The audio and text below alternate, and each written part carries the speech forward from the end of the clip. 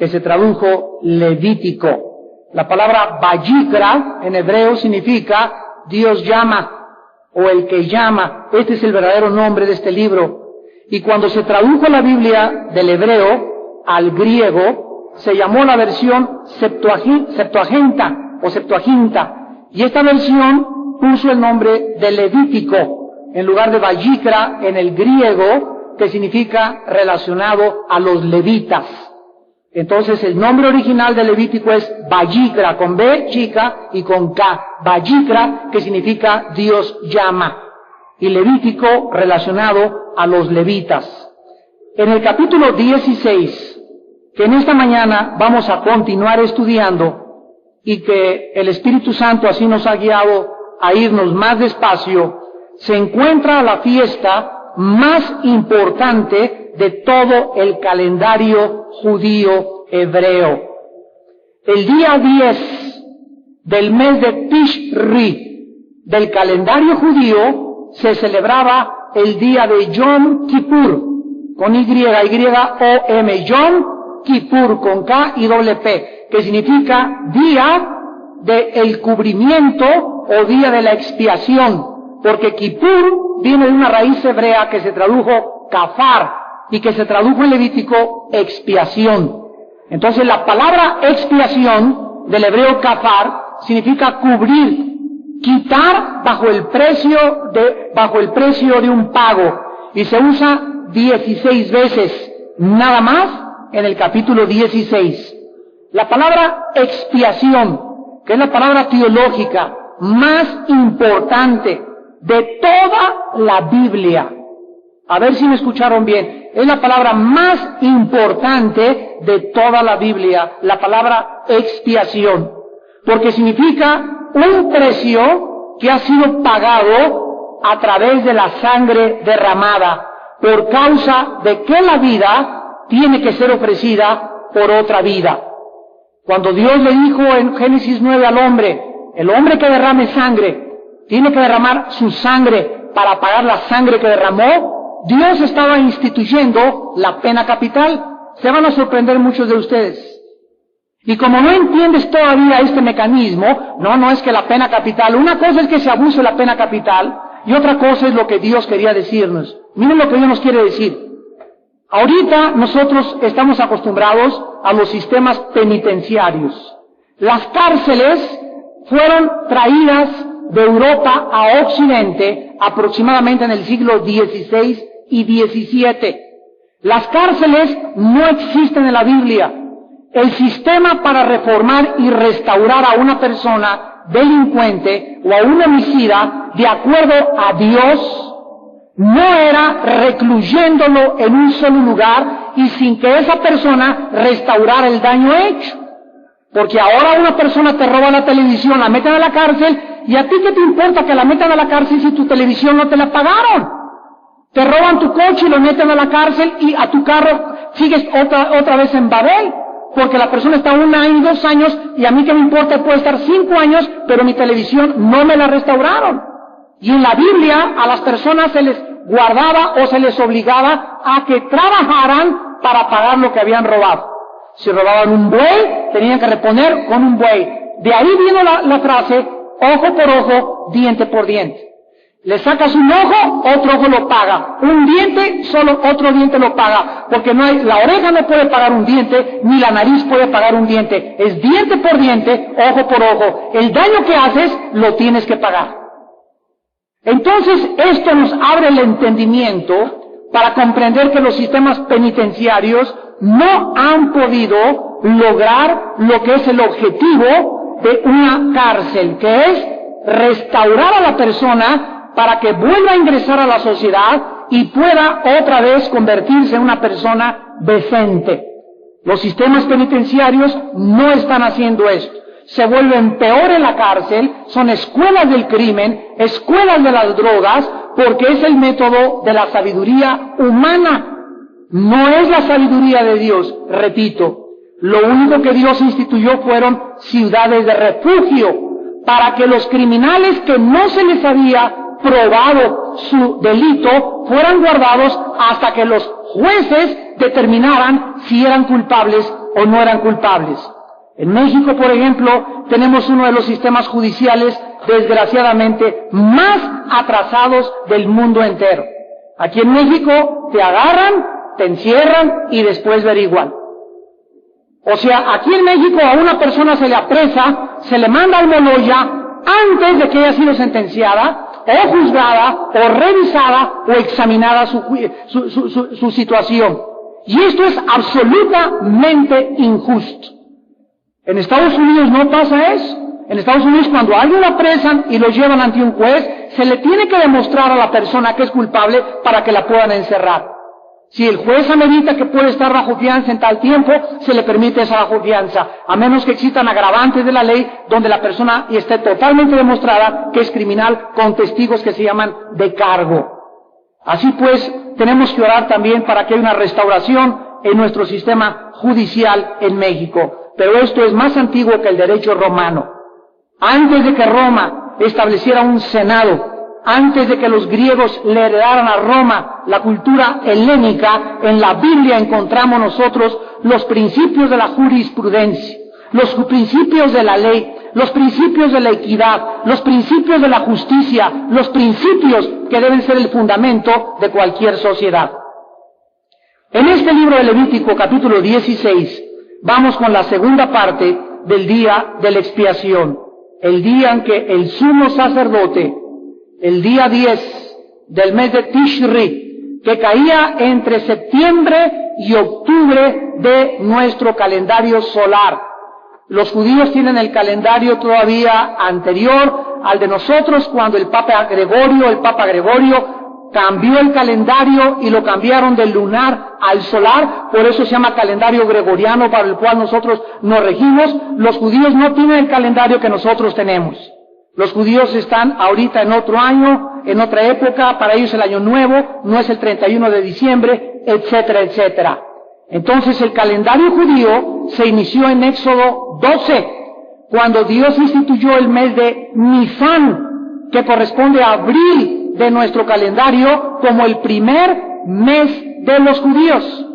Y el mes de Tishri quedó como el calendario político o religioso. Todos los judíos tienen el calendario político y el calendario religioso. Uno comienza en septiembre, otro comienza en el mes de abril. Nosotros nos encontramos en el calendario político, donde vemos nosotros en el mes de Tishri la liberación de los pecados del pueblo de Israel. Todo lo que pasa en el libro de Levítico es un retrato, son sombras, son símbolos de una realidad. Cuando hablamos de una sombra y tú vas caminando y el sol te da de lado y ves tu sombra es una distorsión de tu reflejo, pero no eres tú. Eres tú, pero reflejado en el suelo veladamente.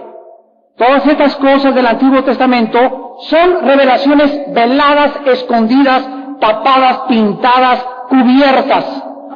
Cristo viene y Él le quita a la Torah, le quita a la ley todo lo que era sombras, lo que estaba encubierto, y su vida revela claramente lo que el Espíritu Santo quería darnos a entender a través de símbolos.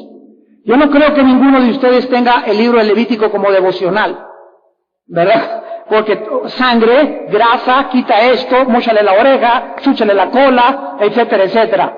Entonces, no creo que sea un libro así como para que alguien lo tenga como devocionales. Además, es uno de los libros más difíciles de la Biblia, no solamente para leer, sino también para estudiar e interpretar.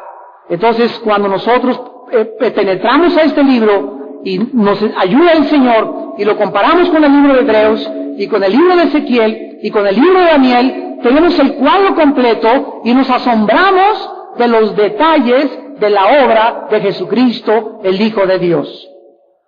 Cuando Jesucristo estaba en la cruz del Calvario, como un resumen, Jesucristo estaba en la cruz como sumo sacerdote. Número 1. 2. Cristo estaba como el sacrificio. Y 3. Cristo estaba como el ofrendante. A ver otra vez, ya lo hemos estudiado todo esto. En el Antiguo Testamento venía una persona, la familia Ramírez, aquí está mi chinito. Él era el ofrendante. el sacrificio del chivo, el sumo sacerdote se lo recibía.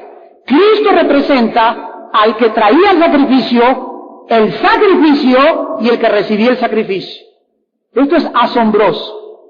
Cristo en la cruz es la persona que se ofrenda Él al Padre en primer lugar. Ya lo vimos en la primera o segunda conferencia, no recuerdo. En la cruz del Calvario, Cristo logra el primer propósito de su muerte, que fue ¿cuál? El que diga morir por nuestros pecados está reprobado. En la primera razón por la cual Cristo muere en la cruz no fue para pagar nuestros pecados. La primera razón fue Él ofrecerse al Padre conforme a la voluntad del Padre. Pongan cuidado.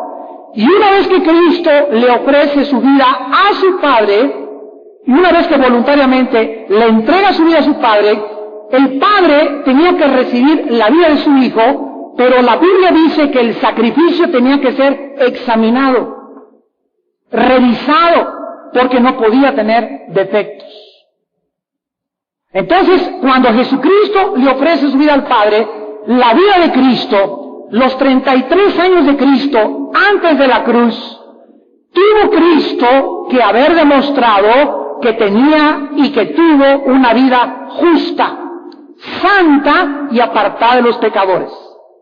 Así que por eso entendemos que hubiera sido más fácil que Cristo bajara del cielo y muriera en la cruz. Pero Cristo tenía que nacer, crecer, vivir, caminar, enfrentarse a las tentaciones de Satanás, enfrentarse a las tentaciones del mundo y enfrentarse a las tentaciones de la carne. Cristo se enfrentó a tentaciones sexuales, a tentaciones de dinero, a tentaciones de gloria, en todo igual que nosotros fue tentado. Pero nunca sucumbió a la tentación.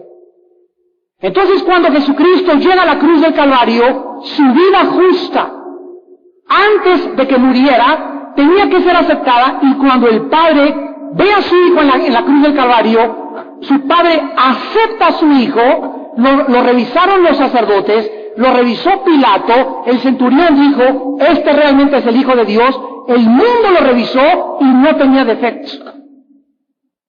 Entonces, una vez que el Padre acepta el sacrificio, una vez que el sumo sacerdote en Levítico acepta el sacrificio y ve que no tiene piojos, ni que tiene chinches el chivo, ni que está tuerto, ni que está cojo, ni que está manco, entonces el sacerdote, después de revisarlo, agarra el sacrificio, lo pone en el altar, lo amarra a los 4 cuernos del altar del sacrificio, y entonces se le mata el sacrificio, se agarra la sangre, se salpica con la sangre el sacrificio, se entra al lugar santo, se salpica 7 veces y se ofrece la purificación de los pecados de todo el pueblo. Cuando Dios acepta a su Hijo Jesucristo en la cruz del Calvario, Cristo entonces, aceptado por su Padre, Él está calificado para pagar por nuestros pecados. Y es la segunda fase de la obra de Jesucristo, que también lo vamos a ver aquí en los 2 machos cabríos, en el versículo 6 al versículo 10. Todos estos detalles son tan importantes para que entendamos nosotros claramente la doctrina de la expiación. Muchos de ustedes son cristianos solamente, pues Cristo murió por mí, y ni siquiera entienden lo que es la muerte de Cristo, por qué murió, por qué tuvo que nacer de una virgen, por qué tuvo que nacer como un ser humano como tú y como yo, por qué no se dice nada entre los 12 y los 30 años de su vida, por qué tuvo que trabajar como carpintero, por qué fue bautizado y someterse bajo Juan el Bautista y ponerse debajo de Juan a pesar de que él era el Hijo de Dios, por qué todas estas cosas tuvieron que suceder. Y cuando estudiamos la Biblia nos maravillamos y entendemos, se acrecenta nuestro entendimiento. Y mientras más entendemos de Dios, esta es la razón, mientras más entendemos los misterios de la Biblia, más anhelamos conocerlo a Él. Comienza una pasión que te quema, comienza un fuego dentro de ti que ya quieres estar más y más y más, y se oye un grito que dice en el cielo, dichosos los que tienen hambre y sed de justicia.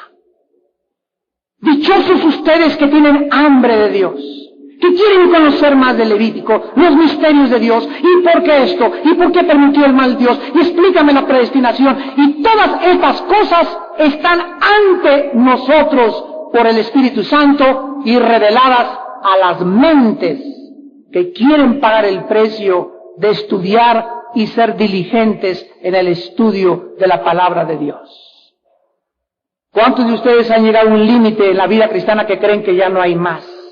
Ya no creo que no haya nada más que saber, ahí te vas a quedar. Pero la vida cristiana es subir a un nivel, y a otro, y a otro, y a otro, y vamos a morir, y dice Isaías 2, del 2 al 4, que vendremos al monte de Jehová, y seremos enseñados, y aprenderemos los caminos del Señor, y todavía seguiremos aprendiendo por toda la eternidad. Nunca jamás llegaremos al conocimiento de Dios, porque solo Dios es omnisciente.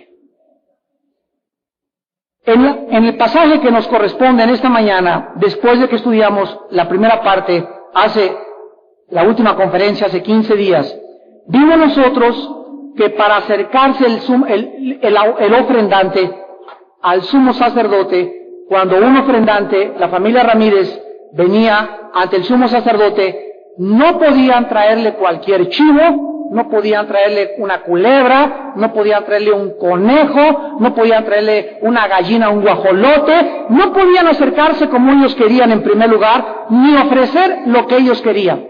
Número 1. 2. Tenían que acercarse, lo vamos a ver en el capítulo 17, Levítico, tenían que entrar por una puerta. Y si no traían ahí su ofrenda, su chivo, o el animal que Dios pidió, si no lo traían a la puerta, entonces Dios les decía, no quiero nada. Nada de que, pues a la vuelta del tabernáculo hay un huizáchel, hay un árbol, y ahí voy a matar a mi chivito. No, mejor hasta atrás sin que nadie nos vea. Mejor lo hacemos en la casa, no necesitamos ir con el sacerdote, vamos a hacerlo nosotros a nuestra manera. Dios nos dice y nos advierte en la Biblia, cuidado de que quieras vivir la vida cristiana según lo que a ti te parezca. Porque si no nos sometemos a lo que Dios dice, nos convertimos en rebeldes. Yo me he encontrado cantidad de cristianos. ¿A qué iglesia vas, hermano? No voy a ninguna iglesia, no necesito una iglesia, Dios está en todas partes. Y le digo, ¿sabes una cosa? Tienes una revelación distorsionada de lo que es el cristianismo. Porque la Biblia habla de una iglesia, que somos nosotros las personas, no importa el lugar donde nos reunamos, pero la Biblia habla de pastores, de maestros, de profetas, de evangelistas, de estar bajo un orden, de que haya señalamiento dentro de la iglesia, de que haya disciplina. Y si tú no estás bajo un grupo de personas donde tienen ustedes un liderazgo espiritual, tú estás haciendo tu propia iglesia. Y tú crees que estás haciendo un bien, pero por tu ignorancia deliberada, por tu rebelión, por no querer someterte a una autoridad espiritual, te brincas las trancas y creas tu propia doctrina. De eso se trata la última clase. No entren en todo tiempo al santuario para que no mueran. No es como ustedes quieran. No me vas a traer que te ofrezco mi chongo, Señor, te ofrezco no comer en 3 días. Esto se llama huelga de hambre, no es ayuno, es huelga de hambre. Hay cristianos que no ayunan, hacen huelgas de hambre. Pues ahora, Señor, hasta que no me sale ese menito, no como. Y comienzan a transar con Dios y a negociar con Dios porque no conocen los caminos de Dios. Y cuando nosotros ayunamos, no es para echarle manita de puerco a Dios.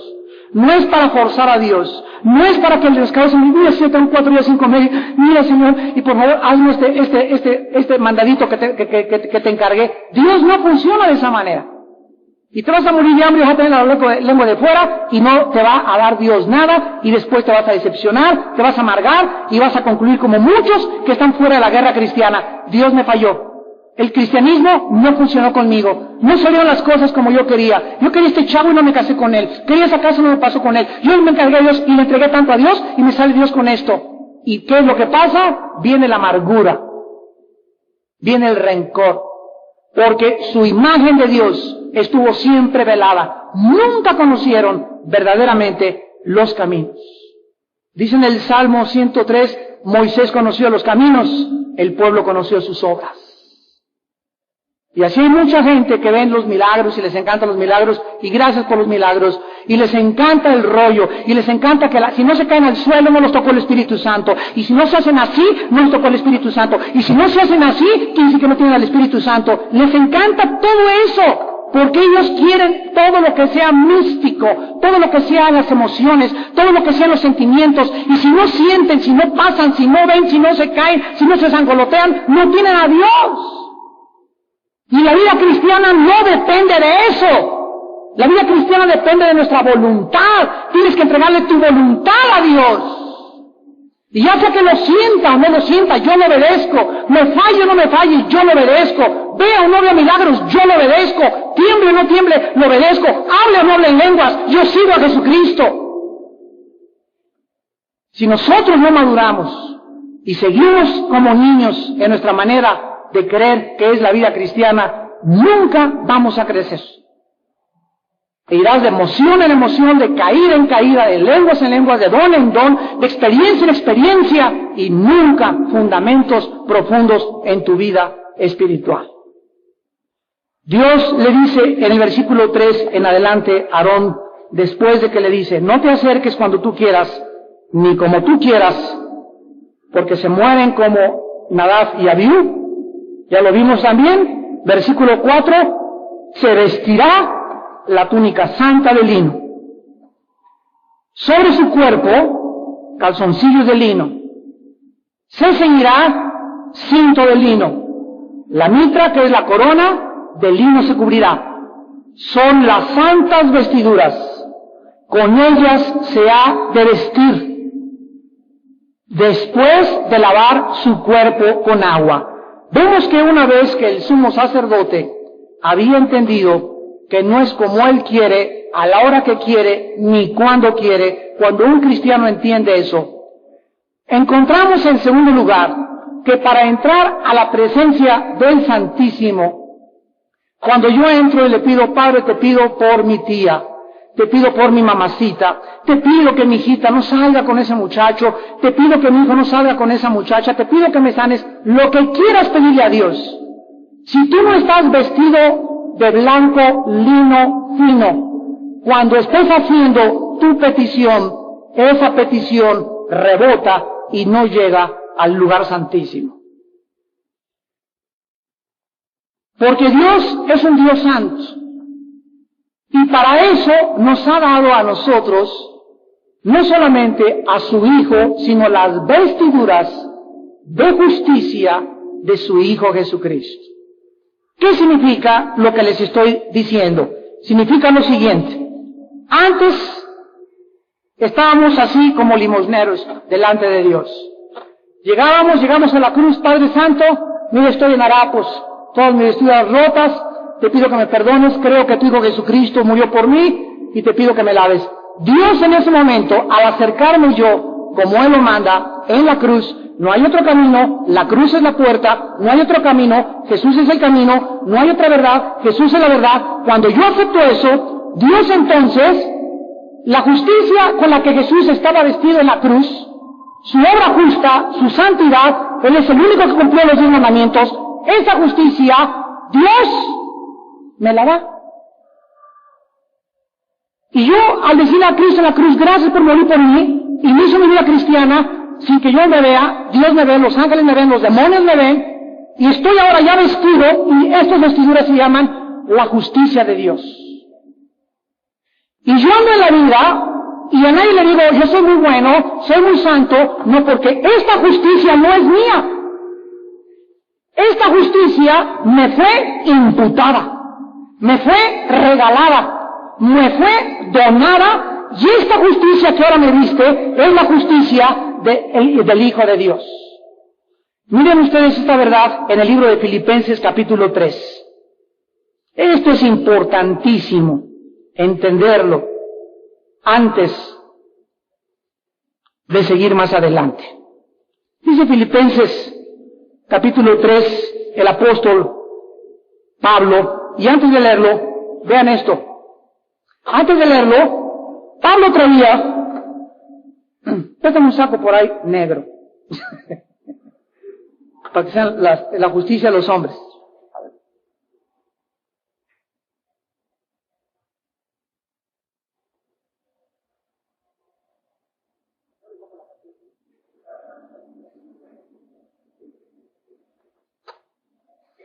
Antes de que nosotros fuéramos cristianos, teníamos un manto de justicia que era nuestro. Esta era mi justicia.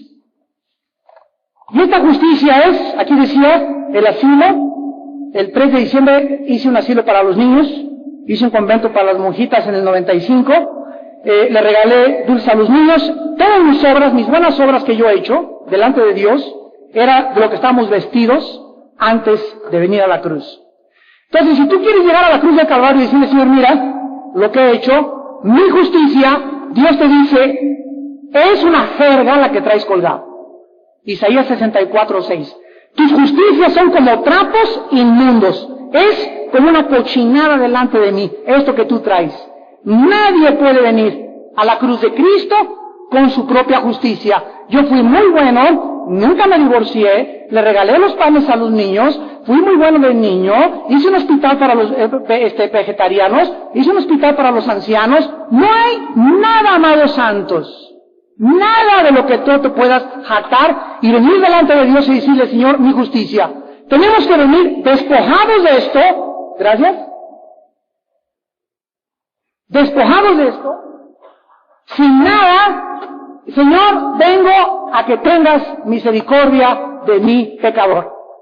No hay nada que te puedo ofrecer. Lo que he hecho no sirve de nada comparado con lo que tú hiciste por mí en esa cruz. Y una vez que yo reconozco que mi justicia jamás podrá satisfacer las demandas de la justicia de Dios, puedo repetir con Pablo en Filipenses capítulo 3, versículo 9. Y ser hallado en Él. Que Dios me vea, en otras palabras, que Dios me encuentre, no teniendo, ¿qué cosa? Mi propia justicia que es por la ley. O sea, ese saco negro que yo traía, que simbolizaba mis justicias, era cuando yo decía, cumplí, ayuné, fui a misa de 10 a 11, me bautizaron, miércoles de ceniza, todo lo que la ley me dice, lo cumplo, Señor. ¿Me aceptas? Y con esa justicia, que es por las buenas obras, Dios no acepta a nadie. Y Pablo tenía temor de esto, y le dice a continuación, sino la que es por la fe de Cristo, la justicia que es ¿de quién? De Dios. ¿Y cómo me apropio de esa justicia de Dios? Por la fe. La fe es el único medio de que nosotros podamos apropiarnos de la justicia de Dios. Efesios 2, 8 y 9. No lo busquen todos, los habla de memoria, porque por gracia somos salvos por medio de la fe, no por obras. Ahora vengo delante de Dios sin nada de que jactarme, sin nada de que presumir. No puedo llegar, Padre, gracias porque no soy como los demás. Gracias porque yo sabía que tú ibas a fijar en mí. Después de todo no soy tan malo. Si mamá me dijo que era chiquilililín, y siempre me decían el bonachón, ¿verdad? Y nunca fui tan mala. Mis hermanas, es así, una se fue prostituta, otro hermano. Yo no fui tan malo, Señor. ¿Se acuerdan ustedes del hijo pródigo? El hijo pródigo en Lucas 15 se va borracho, parrandero y jugador. Y en la casa se queda el hijo impecable, el estudioso, nunca se fue con ninguna mujer, nunca se emborrachó, nunca se metió en ninguna grapa de coca, ninguna bachicha de mota, ningún trago de alcohol, siempre fue el impecable. Y cuando el padre recibe al hijo pródigo, después de todo lo que el hijo pródigo hizo, y lo abraza y grita, hagamos fiesta, mi hijo se había perdido y ahora es recibido, el otro hijo, vestido con sus buenas obras de él, se enoja y le dice al padre, es que yo siempre he estado en la casa y siempre he hecho lo bueno, y ahora tú haces fiesta, no entiendo cómo puede ser tu mentalidad. Y este hijo en la casa representa a los fariseos, a los religiosos, a las personas pagadas de sí mismas que creen que por sus vidas buenas del pasado Dios se fija y las acepta. Cristo tiene un mensaje para ustedes en esta mañana que creen en su propia justicia. Las prostitutas y los borrachos, los motos, narcos y secuestradores van delante de ustedes al reino de Dios. Porque es más fácil que una prostituta, que un narco, que un divorciado, que un drogadicto, un borracho venga y diga, Señor, no tengo nada que ofrecerte, que una persona que nunca ha hecho nada malo y que se ha portado bien toda su vida, le es muy difícil a esa persona reconocer que ha hecho algo malo y que Dios la tiene que perdonar porque ha sido bueno. Es un problema muy grave. Los religiosos nunca en tiempos de Cristo adulteraron. Y buscaban a los adúlteros y los sacaban de su casa y los traían para... Nunca fumaban, nunca tomaban, diezmaban, oraban, hacían representaciones y llega Cristo y les dice, sepulcros blanqueados. Por afuera, religiosos, y dan al Papa, y le besan los pies al Papa, y tienen la foto del Papa, y el miércoles están con su amante, el jueves se evaden impuestos, el miércoles tienen pornografía, y a la esposa la tratan como esclavos, y enfrente de sus hijos le dan mal testimonio. ¿Y así creen ustedes que los voy a salvar? Sepulcros blanqueados, les dijo Jesucristo. Nosotros tenemos que entender, pues, que ya estamos vestidos de Cristo. Ahora bien, miren ustedes lo que pasa. Ya Dios me dio su justicia, la que traigo aquí arriba, es su justicia. Romanos 5:1, justificado, ¿qué significa? Que Dios ahora me ve como si yo fuera justo, aunque no lo sea. Esto es importante. Si me quito la justicia de Cristo, soy un pecador.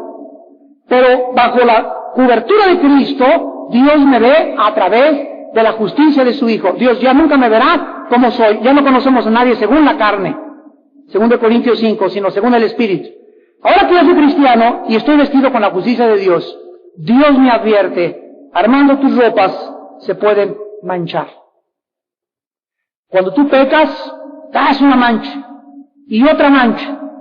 Y aunque estás vestido con la justicia de Cristo, cuando vengas conmigo, quiero recordarte que si tus ropas están manchadas, no te escucho.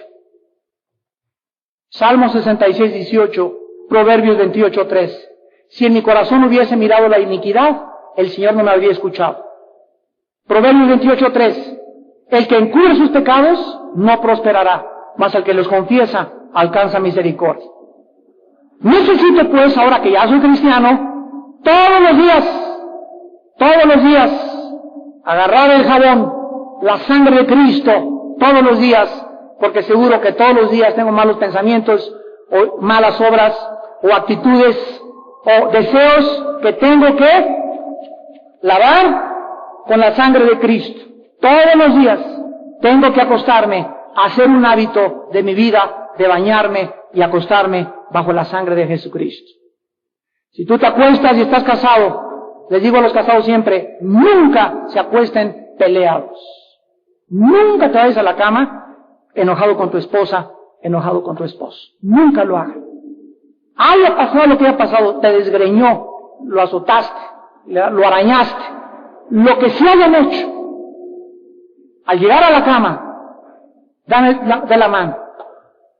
Señor, tú nos toleraste y nos soportaste, yo tengo que tolerar a mi esposa me tiene que perdonar, o al contrario, te pido perdón, etcétera, etcétera. Oramos y nos acostamos bajo la sangre de Cristo.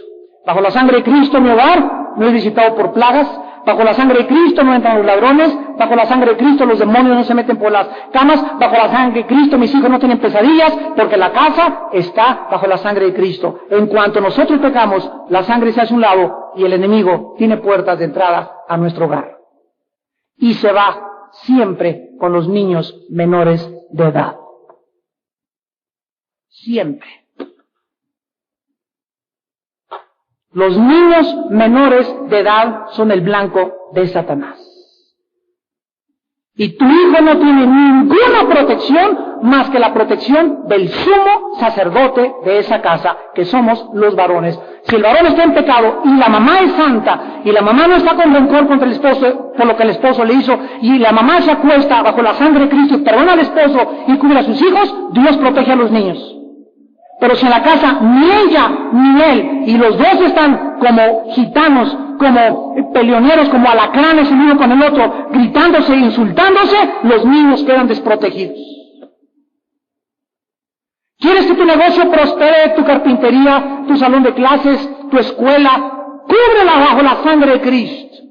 Paga tus impuestos al gobierno. Dale a Dios de todo el diezmo que te entra a tu negocio. Absolutamente todo. 1/5 no lo robas a Dios. 1/5 te mancha las ropas. 1/5 te evita que Dios bendiga tu negocio y lo prospere financieramente. 1/5 que le robes a Dios. ¿Robará el hombre a Dios? Mas vosotros me habéis robado, dijo el Señor. Malaquías 3:10. ¿Quieres que te vaya? En donde quiera que vayamos, tienes un taxi, quieres que te vaya bien, no transes al que se sube contigo. El marcador del taxi cobra lo que dice el marcador. Sé honesto, no te pases los altos, respeta las leyes de tránsito. Mientras estemos bajo la ley, Dios nos protege. Yo recuerdo a un hermano hace mucho tiempo, Rick Joyner, que es un grande hombre de Dios en Carolina del Norte, que mi esposa y yo fuimos invitados como a 3 conferencias de ellos. Él trae una motocicleta Harley Davidson. Y aquí en México ves a alguien en moto y rebeco, reventado, pachuco, de Tepito, porque es la imagen que se ha dado. Sin embargo, en Estados Unidos es diferente andar en motocicleta. Y aquí en México hay un grupo de cristianos que hicieron un club de Harley Davidson. Y me dijo este hermano, mira Armando, yo le dije, oye, fíjate que yo tengo Harley desde hace 18 años, porque yo soy desde hace 25 años ando en motocicleta. Mientras tú no violes la ley, Dios te da permiso que andes en avión, en moto, tren o tren ligero.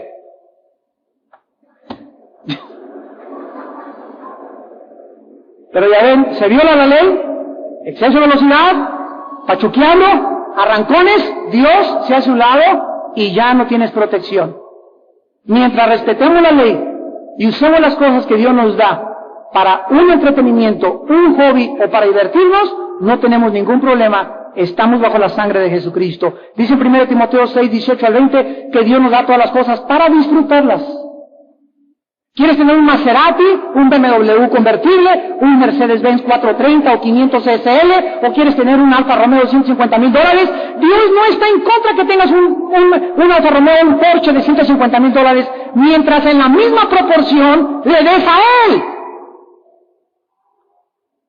Dios no está en contra de que tengas una motocicleta, en que tengas un camión, en que tengas tu avión particular, como nos decía el hermano Tony Tenney. Si yo no tuviera un avión particular, no podría ir ahora, ni podría cubrir tantos compromisos que tengo, y gracias a mi avión puedo tener estas facilidades. No es un lujo, es una necesidad. Pero la religiosidad de los seres humanos nos hace, no, el cristiano tiene que andar en bocho, en guaraches, y con la camisa rota para que sea humilde. Este es el concepto que traemos heredado de la religión. Ahora que estamos vestidos, dice Levítico 16, con las túnicas de lino, entonces versículo 5, se acercarán, tomarán 2 machos cabríos para expiación y un carnero para holocausto. Para traer a Aarón el becerro de la expiación que es suyo, versículo 6. Y la segunda palabra, clave para terminar, es reconciliación. La palabra reconciliación, 2 Corintios 5, 18 al 22, significa volvernos otra vez de la enemistad a la amistad. Cuando tú te peleas con tu esposa, cuando le pides perdón a tu esposa o a tu esposo, ¿qué pasa cuando se dan la mano y se dan un beso? Se reconciliaron. Cuando te peleas con un amigo, vamos a chocarlas, somos cuates, nos reconciliamos. Ahora que soy cristiano, que tengo las vestiduras de Jesucristo, la mancha más insignificante de pecado en mis vestiduras me separa automática, inmediatamente, ipso facto. Una manchita me separa de Dios. En ese momento necesito la sangre de Jesucristo para volver a ¿qué cosa? A reconciliarme con Dios. Veamos esta verdad en 2 de Corintios 5 y en 1 de Juan para terminar. Cuando nosotros éramos pecadores, Jesús nos reconcilió, nos tomó de la mano y nos llevó a su Padre y nos hizo amigos de su Padre por medio de su muerte. Dice en 2 Corintios 5, versículo 18, que todo esto proviene de Dios. ¿Quién nos reconcilió consigo mismo por Cristo? O sea, Dios nos mandó buscar, éramos sus enemigos, Romanos 5, 8, éramos enemigos de Dios. Cristo nos viene a buscar, nos agarra la mano, nos dice, quiero llevarlos a mi Padre no te va a pegar, mi Padre no te va a castigar, mi Padre quiere matar un becerro, quiere hacer fiesta, dame la mano, vamos con mi Padre. Le damos la mano a Cristo, Cristo nos lleva con su Padre y nos entrega a su Padre, y en ese momento hacemos otra vez la amistad con Dios. Somos reconciliados gracias a Jesucristo. Él lo hizo posible. No cortarme la cola de caballo, no mi peregrinación a la villa, no el sacrificio que yo hice, no el convento que mandé construir, no el asilo que mandé construir, sino la muerte de Jesús. Colosenses 1, 20 y 21, por medio de la sangre nos hizo la paz entre Dios y nosotros. Ahora bien, versículo 18, y nos dio, ¿qué nos dio ahora? El ministerio de qué cosa? Ahora nosotros, ya soy salvado, ya estoy vestido con Cristo, voy con mi familia, mamacita, Dios te ama, ven a Cristo, cuñadito, ya no sigas emborrachándote, muchacha, ya no te acuestes con tu novio, ya no te drogues, mira, hay alguien que dio la vida por ti, ven, ahora nosotros somos encargados de traer a la gente a Dios a través de la cruz de Cristo. Tenemos un ministerio, ¿lo estás haciendo tú en tu vida cristiana? ¿Cuántas personas la semana pasada trajiste a la cruz de Cristo? Y dice finalmente el versículo 20, somos embajadores en nombre de Cristo. Como si Dios, mira lo que dice, a través de nosotros, esto es increíble, Dios nos usa para que nosotros seamos su micrófono. A través de nosotros Dios ruega por medio de nosotros. Les rogamos, reconcíliense con Dios. Pecadores que me escuchan en esta mañana, ustedes también a través allá de la televisión que nos están viendo, tal vez estás en un bar, en una cárcel, en el hospital, donde tú nos estés viendo, haz la paz con Dios. Dios no te va a pegar, Dios no te va a castigar, Dios no te va a linchar, Dios no te va a disciplinar. Si tú vienes a Él, Él tendrá misericordia de ti. Él te perdonará, y si tus pecados fueran negros como el carbón, como la blanca lana vendrán a ser. Pero tú tienes que creer, pecador que me escuchas, tú tienes que creer que Jesús hizo la paz por ti, murió por ti, y Él es ahora nuestro sumo sacerdote, viviendo para interceder por nosotros por toda la eternidad. Vengan a Cristo en esta mañana y amístense con Dios, y por ello les irá bien. Oremos. Padre, te damos las gracias por tu palabra y por revelarnos tus misterios y el mecanismo de nuestra salvación. Detrás de todos tus mandamientos y propósitos existen razones y causas sabias. Gracias por hacernos entender, Señor, lo que sucedió en ese monte Calvario. Que Dios estaba en Cristo, reconciliando consigo al mundo, no tomándole en cuenta a los hombres sus pecados, y a nosotros, que ahora hemos sido vestidos con una justicia que no es nuestra, con una santidad que no es nuestra, con una sabiduría que no es de nosotros, sino de Él, somos enviados a un mundo sucio, contaminado, corrompido, ciego y malvado.